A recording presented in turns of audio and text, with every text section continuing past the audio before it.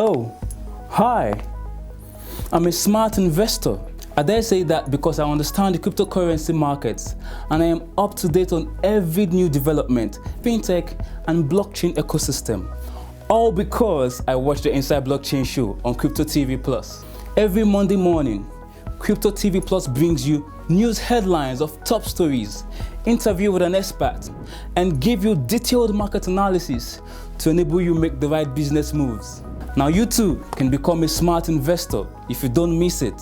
The Inside Blockchain show, only on Cryptotvplus.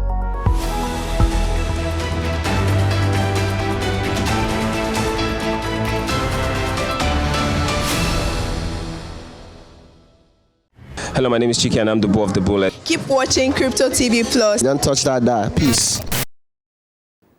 Hello and welcome to the program. This is another episode of the Inside Blockchain live from Cryptotvplus. I am Bobby NDK. Now it's a lovely Monday morning, the 28th of February 2022. It's a very special day for all of us at Cryptotvplus, but I'm not going to tell you why, so just stick around to the end of the video to find out. Now, before I proceed, I want to encourage you, if you're watching from Facebook, Twitter, or YouTube, and this is your first time on the show, kindly follow us on all our social media platforms, and don't forget to subscribe to our YouTube channel and ping the notification bell. Now, 2021 saw an incredible amount of adoption and interest in the cryptocurrency industry, which led to an increase in the further development and investment on decentralized finance, or as they normally call it, DeFi platforms. Now, the truth is, it is not just lucky investors that are getting rich from crypto. Hackers have made off with billions of dollars in digital assets in the past year. And they did this by compromising some of the biggest crypto exchanges that have emerged during the Bitcoin boom.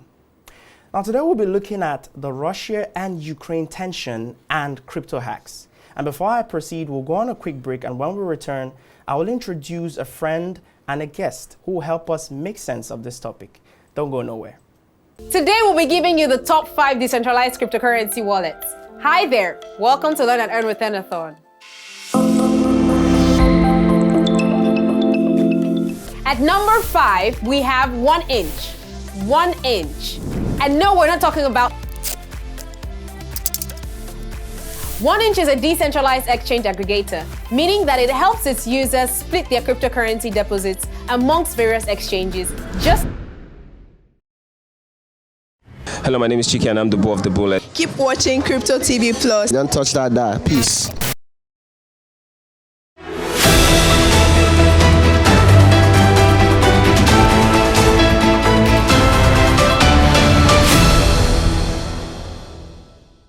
Welcome back. This is still Inside Blockchain. Thank you for staying with us live on Cryptotvplus.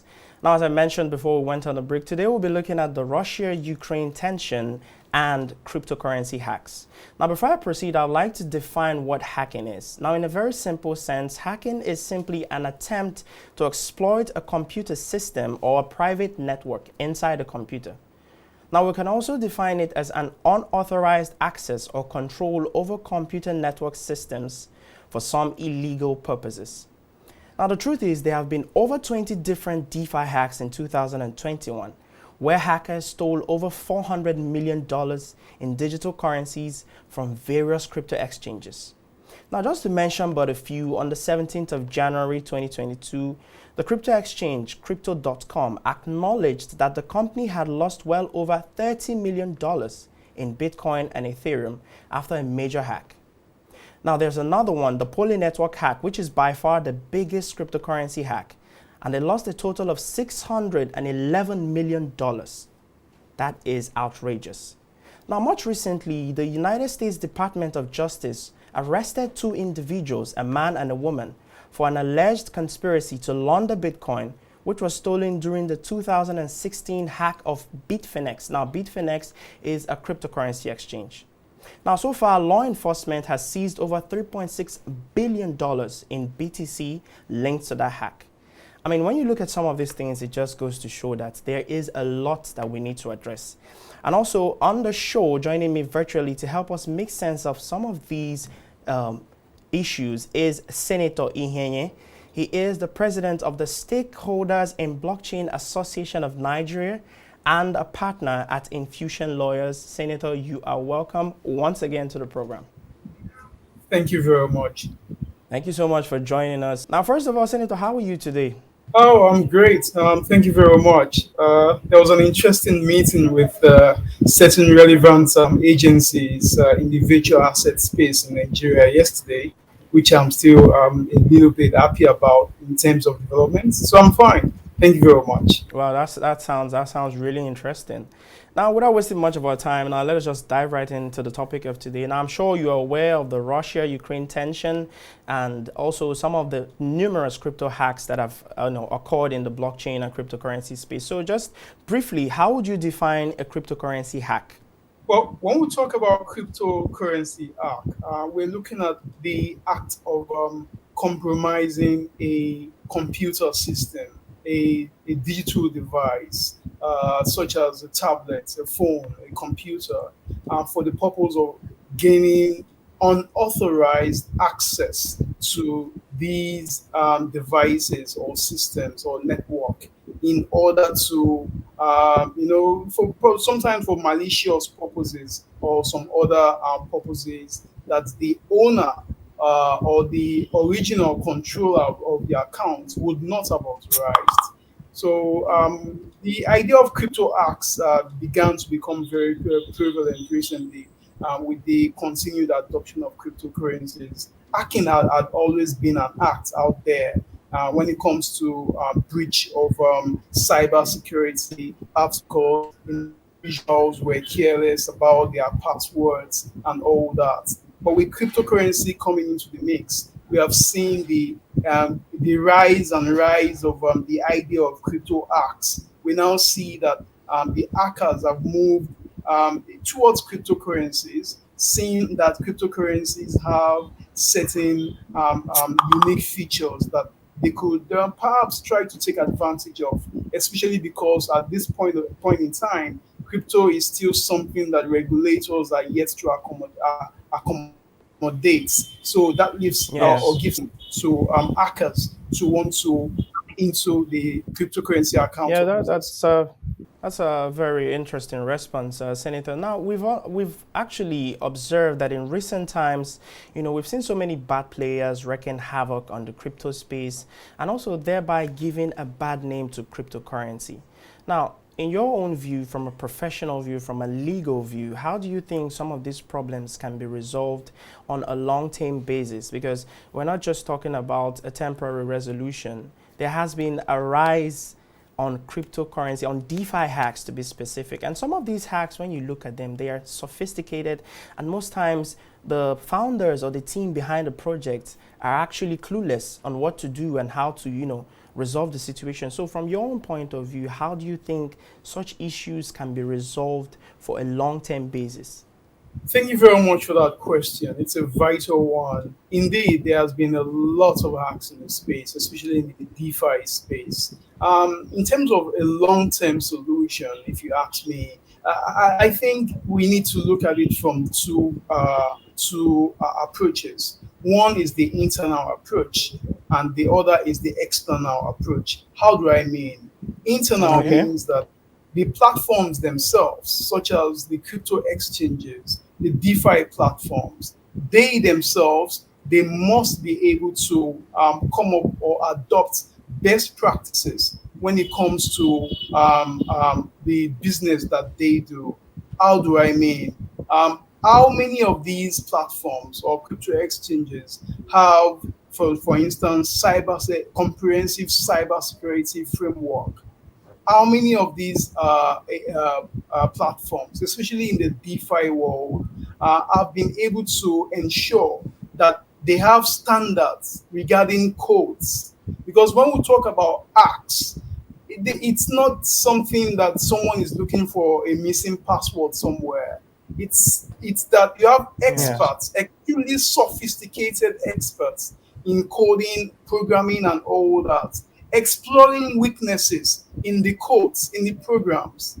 In DeFi software, we have found that they are mostly built from, in short, 100% built from open source technology. And when you talk about open source, well, it's great for decentralization. The disadvantage with open source is that there are usually one or two codes that mistakes or errors in the codes that expert programmers would easily would try to identify. As soon as they identify that, anything can happen. So, what are the internal measures? One, the cryptocurrency exchanges or the DeFi platform programmers must ensure that they have a robust cybersecurity framework.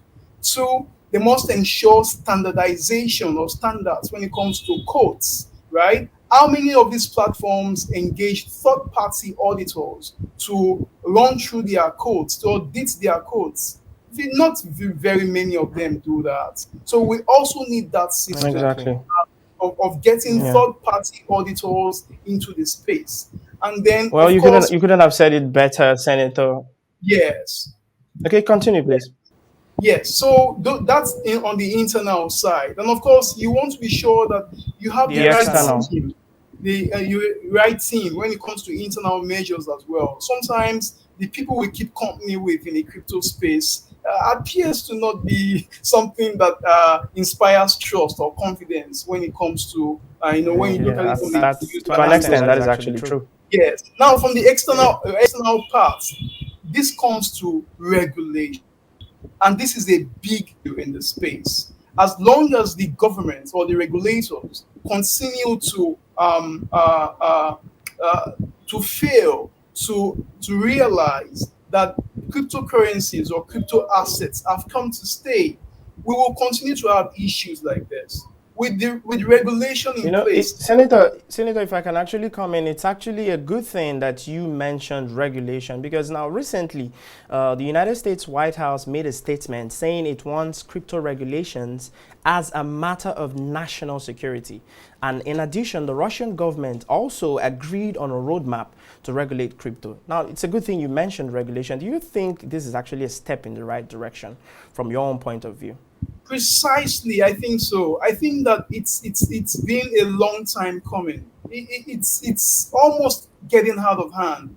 Now, why has the US come up in 2022, especially with executive order by the Biden administration just a few weeks ago regarding crypto regulation? The issue is that the US, their own infrastructure, has also suffered from crypto acts. That's the issue. It means that the government did not act on time. And it's the same thing that applies globally. Governments and regulators are not acting on time. They ought to have been proactive about this. Now they are being reactive. One of the crypto acts, the major crypto acts that led to the panic in the US government is what is called the pipeline, Colonial Pipeline Act, right? Okay. The Colonial Pipeline having up to 5.5 miles of pipeline that supplies gas in the East Coast in the US.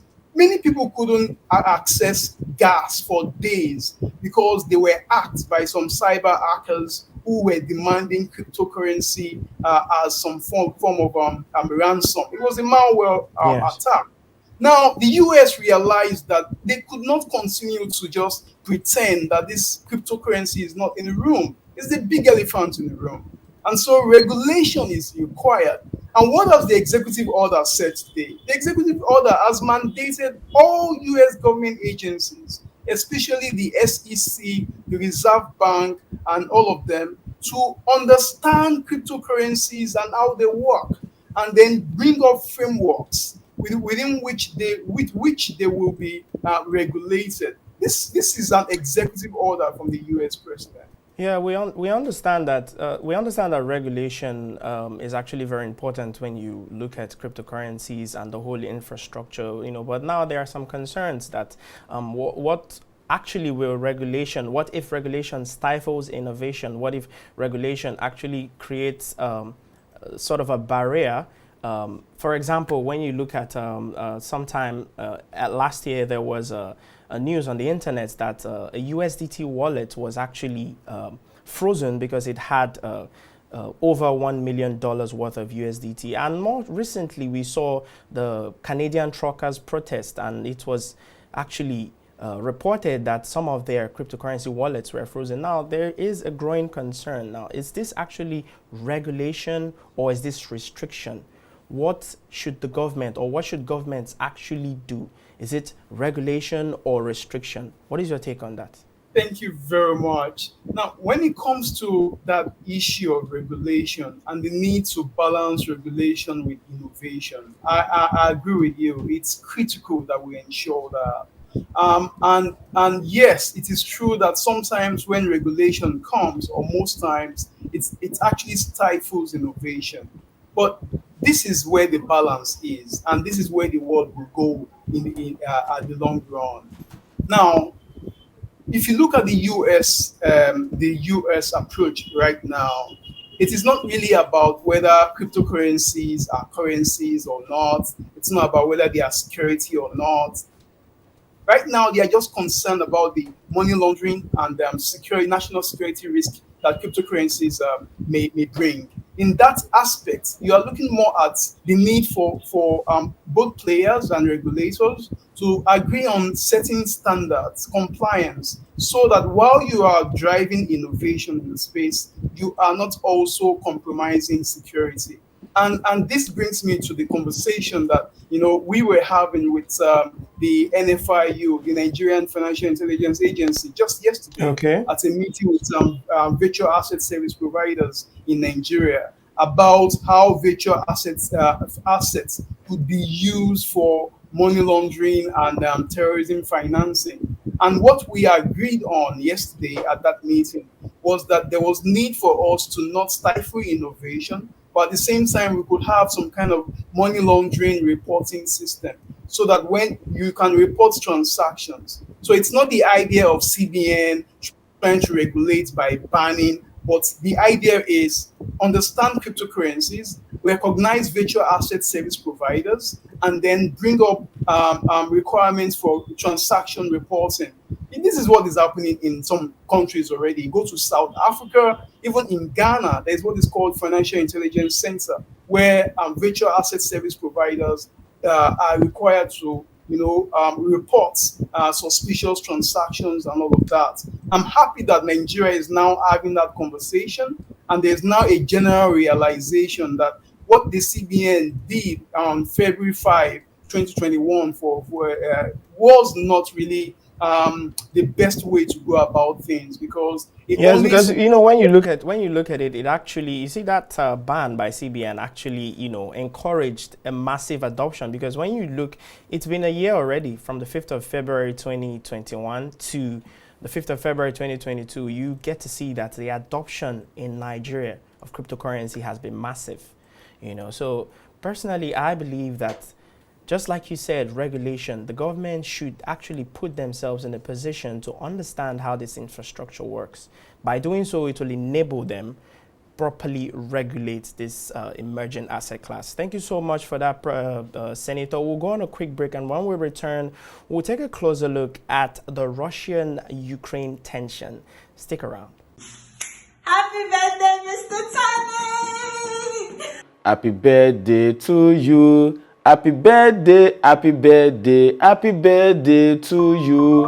Happy birthday, Mr. Tony. Happy birthday, Tony. Happy birthday to you.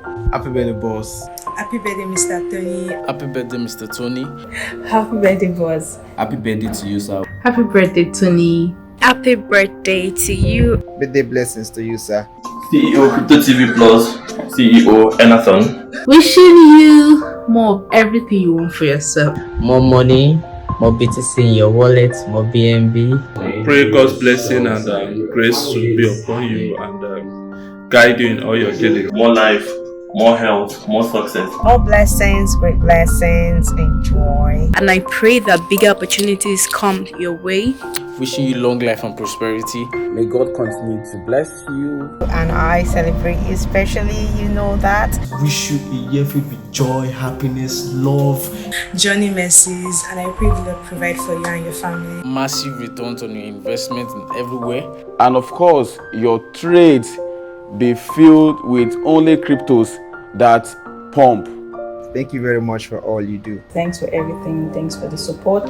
Thanks for being the kind person that you are. Thank you a lot, sir. You have really been a great mentor to me.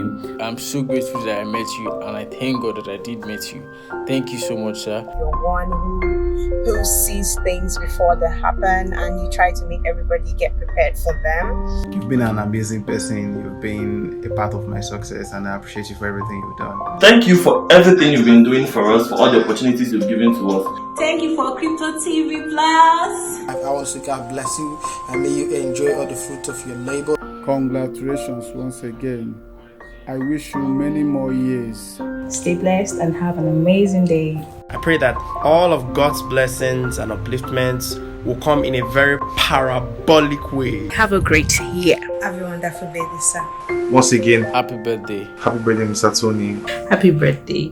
Happy birthday, Boss Tony. Happy birthday once again. Happy birthday to you. Happy birthday to you. Cheers, have a lovely birthday. Happy birthday. Happy birthday. Happy birthday. Happy birthday, boss. Enjoy your new age. Woo!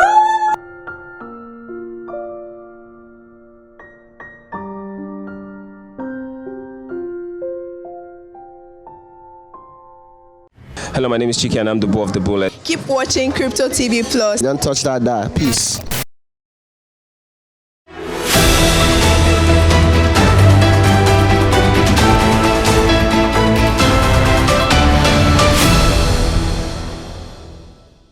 Welcome back. This is Inside Blockchain. Thank you for staying with us. I'm still here with Senator Ihenyen. He is the president of the Stakeholders in Blockchain Association of Nigeria and a senior partner at Infusion Lawyers. So like I mentioned earlier today, we're looking at the Russian-Ukraine tension and as well crypto hacks. So before we went on a short break, we were able to understand and break down crypto hacks and some of the prospects and some of the solutions that can be offered to ensure or to make it come down to at least a minimal. Now, right about now, we'll be looking at the Russian-Ukraine tension and how it is affecting the global crypto market. So, Senator, now the Bitcoin price plunged 12% on Thursday.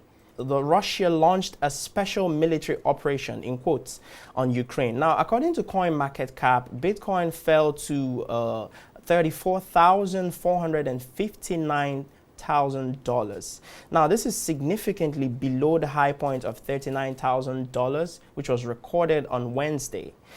Now, what would you say is behind this?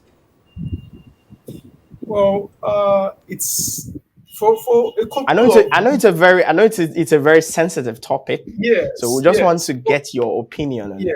For a couple of weeks now, there has been worries about what Russia would do and not do, and what impact that might have on the cryptocurrency markets.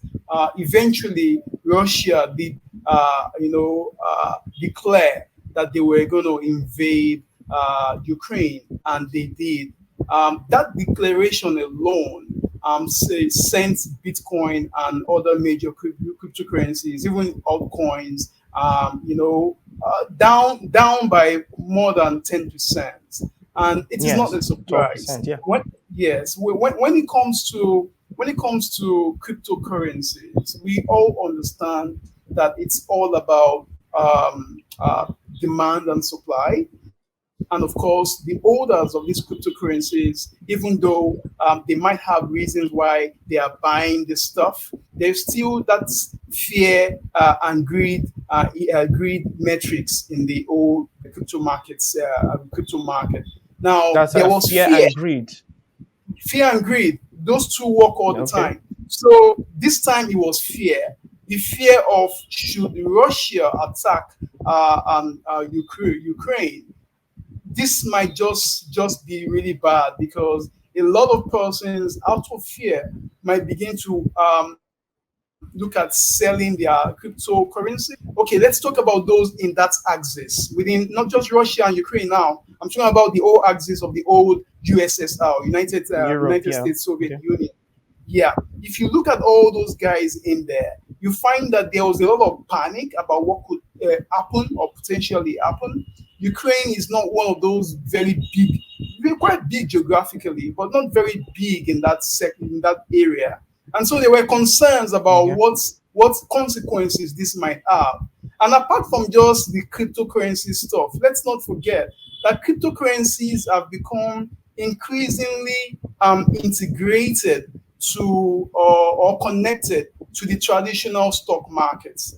And so when there was imminent threats by Russia to Ukraine, and then the United States was also threatening Russia with sanctions, all those economics, it sent a lot of fears and shivers around, saying that, hey, Russia's oil industry is going to be badly hit.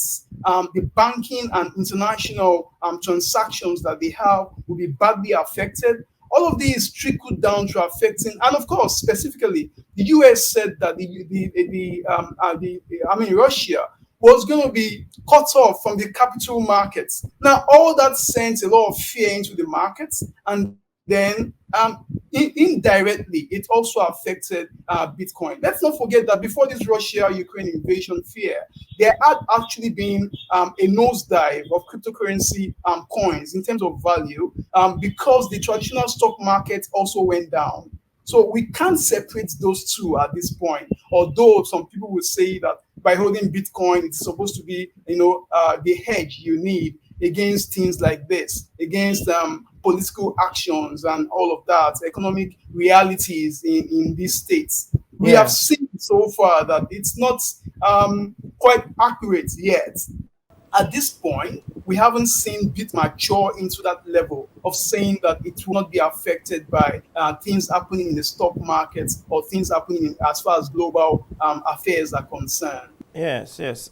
Still on that same vein, now we have actually observed that due to the fall in the global crypto market capitalization to a $1.5 billion market cap, it actually fell around 9% within 24 hours.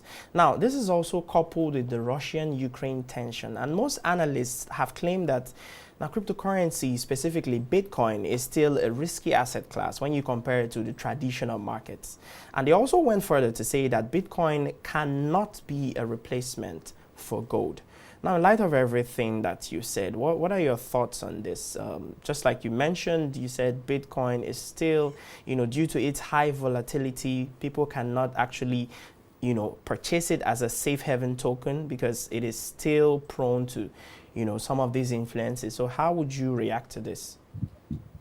Well, it's already right there. It's no longer a debate. The reality is right on our face. Bitcoin is not completely disconnected from the realities of the stock markets or global politics and governments and all of that.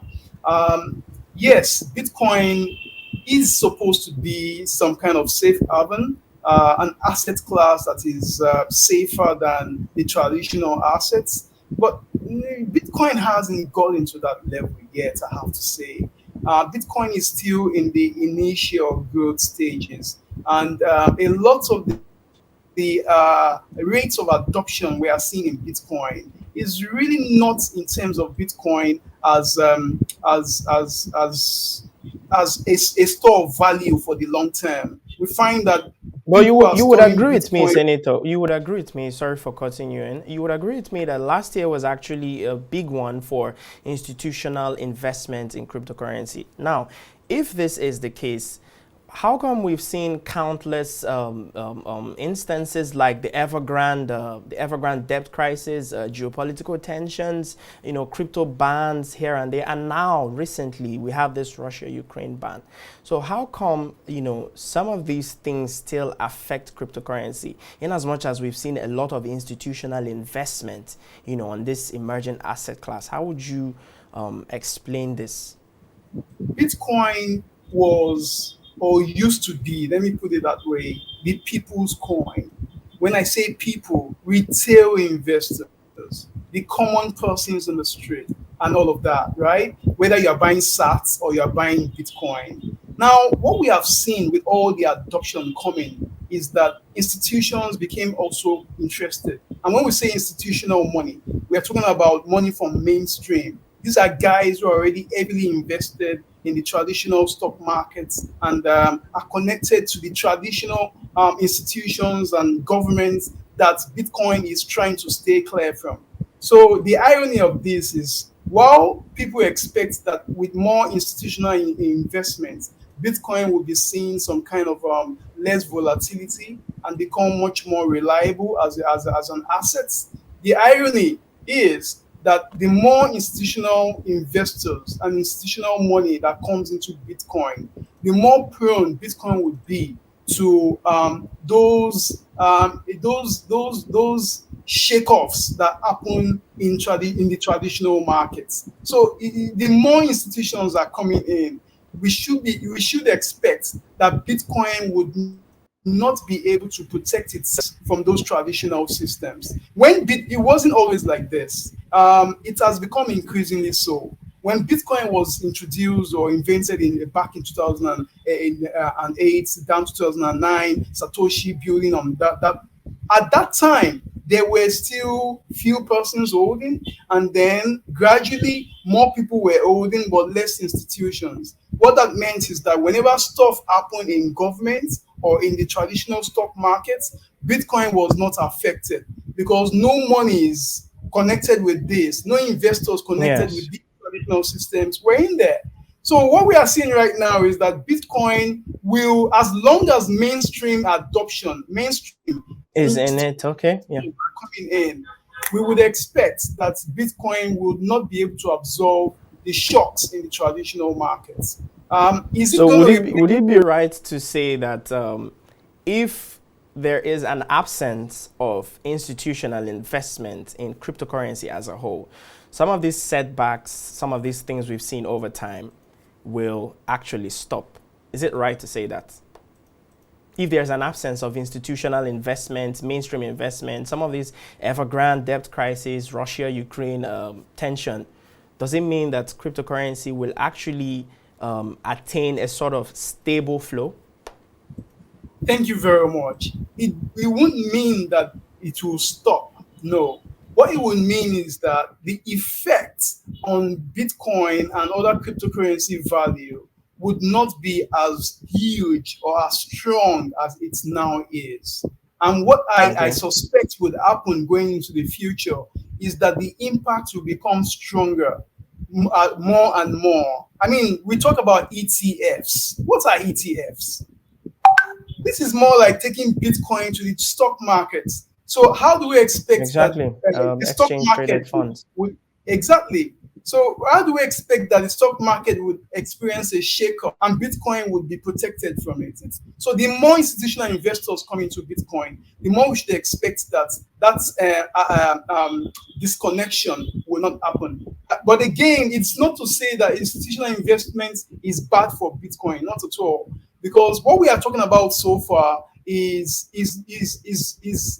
all about how to protect Bitcoin from the shocks in the traditional system. We are not really looking at the comprehensive issue of volatility, right? Even though that issue affects volatility, when we look at volatility in the long term, there is still a theory that with more institutional investments, Bitcoin would be able to attain a level whereby the sudden and ups and downs, surges, volatile, yes, would be reduced to some extent, right? Some considerable extent. So it's more like a trade-off now. We need the institutional investors for long-term stability of Bitcoin. At the same time, we don't need too much institutional investments. Why investors? Because as long as those institutional investors are coming from the traditional markets, we would be exposing Bitcoin to the ups and downs and surges of the traditional system, including the government. Simply fantastic, Senator. Simply fantastic. You couldn't have said it better. So that's it. Russia-Ukraine tension and crypto hacks. You've heard it from Senator. We just look forward to the future being a very, very understandable one whereby world economies can actually find ways to regulate this emerging asset class. And also, on the other hand, we also look out for crypto exchanges and crypto projects creating checkmates or auditing their code to ensure that some of these hacks that we've seen over time can actually reduce, and thereby we'll have fewer bad players in this emerging ecosystem. Thank you so much, Senator, for joining us. It's been an absolute pleasure. I wanted to say that. Thank you so much for joining us. And that will be all on today's program. Check out our website, cryptotvplus.com, to get more market updates and trends captured within the world of blockchain and cryptocurrency. Now, you can also follow us on our Facebook and Twitter at CryptoTVPlus. That is at CryptoTVPlus. And on Instagram at official CryptoTVPlus. I repeat, at official CryptoTVPlus, to get daily info on our programs. And don't forget to subscribe to our YouTube channel and ping the notification bell to stay updated. Now, if you have questions about the program, you can share them in the comment section below. Thank you for joining us. I am Bobby Andike. See you next week.